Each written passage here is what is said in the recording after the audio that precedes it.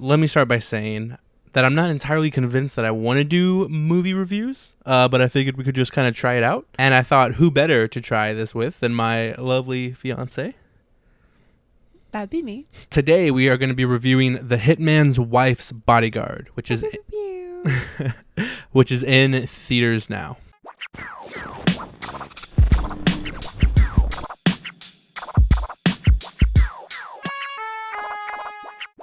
We are going to try our best to not necessarily like compare it to the original, but that's actually kind of hard to do because I feel like they are very much alike in a lot of ways. I kind of wish that we had gone back and watched the first one before going back to watch this one.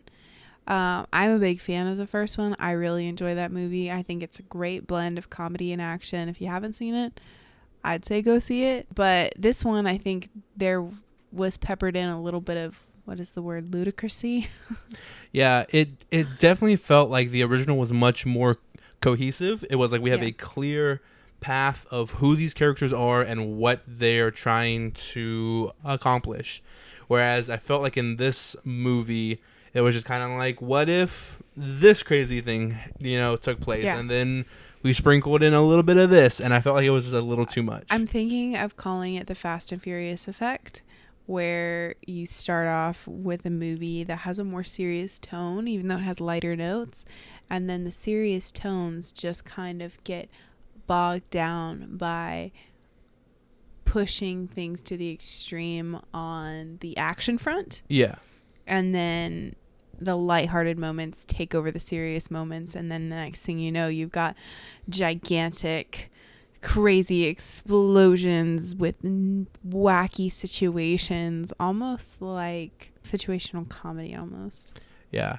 I think we should talk about what we liked about this and then go into I will say I am only pointing this out to say that these are the differences I'm noticing in the movies. I enjoy the Fast and Furious movies. I enjoy the ludicrousy. I enjoy seeing a flaming 16-wheeler tumbling down the side of a hill after the main character is 5 minutes into the movie. I love that. I think it's crazy and it's fun. So I'm not in any way bashing The Hitman's Wife's Bodyguard. I thought that the chemistry between the core main trio was still very strong and still very present from the part one. It definitely felt much more of like Ryan Reynolds comedy, whereas I felt like he was just like a piece in the original. Really? Yeah. That's interesting. I really liked what he brought to the character in the first one. I think my favorite scene is when he's up at the bar and he's like talking about what a crazy, ridiculous, exhausting day he's had with Darius Kincaid. And all of this craziness is still ensuing around him. And he's like, no, he's just going to be Ryan Reynolds at this bar for a moment. Doesn't matter that people are getting like killed in the background. Well, and that's kind of the one gripe that I have is that he does play like Ryan Reynolds in like each and every film that he's in, which isn't necessarily like a bad thing. I was going to say, I was looking forward to that. Yeah. You know what I mean? Like when the movie was starting, I was like, I'm so excited to see Ryan Reynolds be Ryan Reynolds. Yeah. I don't know. Maybe that's just me. I don't know. Well, and there's a reason why he's as popular. That effect does work, or that kind of comedy does work. Well, his charm does work. There's a certain, like, since you know at least a taste of what you're going to get, you can look forward to it. Yeah. Where I know to a certain degree what I'm getting myself into. And I'm happy about it. Yeah. In terms of this being a continuation of the original, how did you think? Did you think it was a good sequel, or did you think? Oh yeah, I think it was a good sequel. Yeah, they tied the first one into the second one well. Mm-hmm. I think in a lot of ways it kind of picked up where it left off, answered some different little questions here and there. Yeah, this did feel like a very natural sort of like story progression. But then, there's a point about halfway through with the introduction of a particular character. There is one point where I did turn to you and was just like, what is this? Like, where are they taking this? Yeah. And I felt like I didn't have that in the first movie as much. And I think that's because the first movie handled the serious notes a little bit better. Where Darius Kincaid kind of came from, that's a little more of a serious note.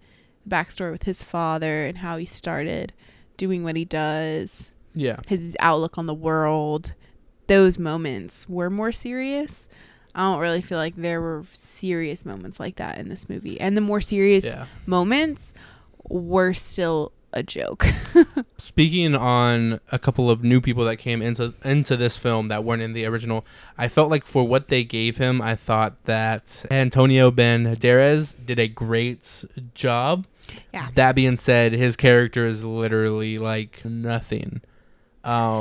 I felt like he was not super compelling part of the story. It's just that like they really didn't give him much to do, except he would like walk into a room, give a great performance, and then it would kind of cut to the next thing. And I felt like they could have casted like really like literally anybody, and it wouldn't have changed it. But that being said, his character in this reminded me a lot of Pedro Pascal in Wonder Woman. I mean, Pascal I got the same vibes. Yeah. Where it's like sort of like I'm bad because my backstory is that I am bad. I will say this, now that I'm saying that, there are elements to that don't totally add up, because like he shows her this room what's very touching and heartwarming, like that they wanted a family and that he wanted a child, and he never kind of gave up on that. So it's weird then that he wanted a whole family, but then he's like, I'm gonna terrorize all of Europe.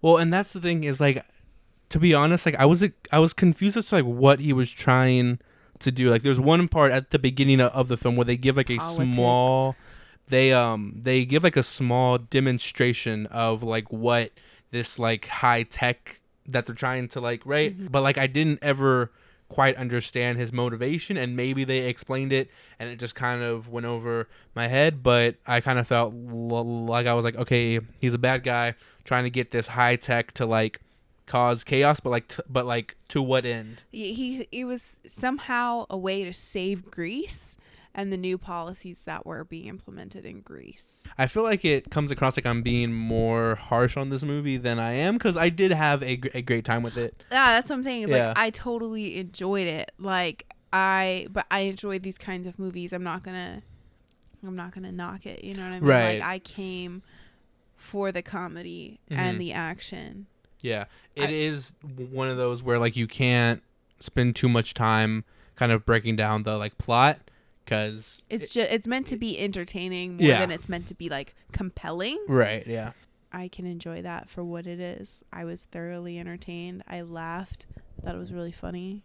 In a lot of points, I thought it was really funny. Speaking of Salma Hayek, her character really had what I felt were like the best jokes. Oh yeah. Right. Like I love it. Like her so funny. Her character was definitely one of the more strong points within this film, and I can understand why they did that. I mean, it's called the Hitman's Wife's Bodyguard, and so they really bring her character up to the front, which I thought was great, because I remember in part one she like kind of comes up in particular parts, but they really let her character kind of pop in this one, and I think that she did a great job with what they wanted her to be. Yeah, definitely. I thought it was great. I definitely I just liked her responses to a lot of things, because then as the movie progresses, when certain things happen, you're like anticipating her response to what happened. Like, oh heck, I'm ready. Tell me what you got. Like, let him have it. It definitely comes across like they didn't expect there to be a part 2, and I don't think we expected there to be a part 2. You really enjoyed part 1. I did. And so I remember when this trailer came out and you being like, oh, like we need to go see that. And I'm glad that we did.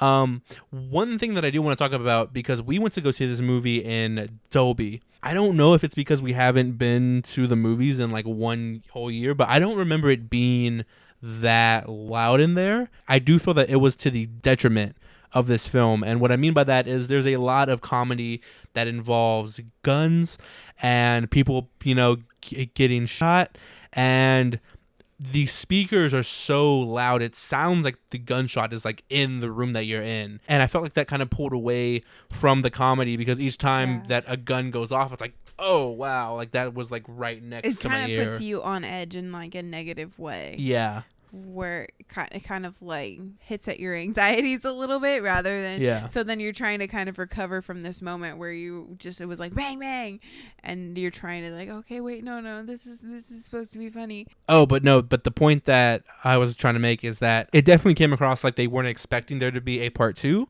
and because of that, I felt like this whole film was just like, woo, like we can kind of do whatever we want, which isn't inherently like a bad thing. Fast and Furious effect. I think that's what it is. Where it's like, oh great, we're doing another one. Let's go all out. And there's a part of me that deeply appreciates stuff like that. I think it's great. I want to see crazy extreme stuff. Like, this is Hollywood. Yeah. Yeah. You can. So why don't you? Because they've made 2 of these now, would you want to see them sort of cap it off with a trilogy? Personally, I'd watch it. I would, because I Mm-hmm. love the first one and I enjoyed the second one. So why wouldn't I go see a third? But I'm not totally sure where they would take it. So I would worry that it would get really disjointed from the first 2. That is kind of true. I do feel that they kind of like wrap up these characters by the end of this film. Mm-hmm. But that being said, I mean, it's Ryan Reynolds. Whatever he touches, kind of goes on and on and on. We did watch this movie before the like opening weekend, so we don't know what the box office results were. But if it makes as much money, or I guess the COVID like equivalent of that, then yeah, I mean, why not make one more, cap it off, the Hitman's, Bodyguards trilogy, and yeah. I think on a scale of 1 to 10, I would give it a solid 6. I thought you were going to say 7. Ouch.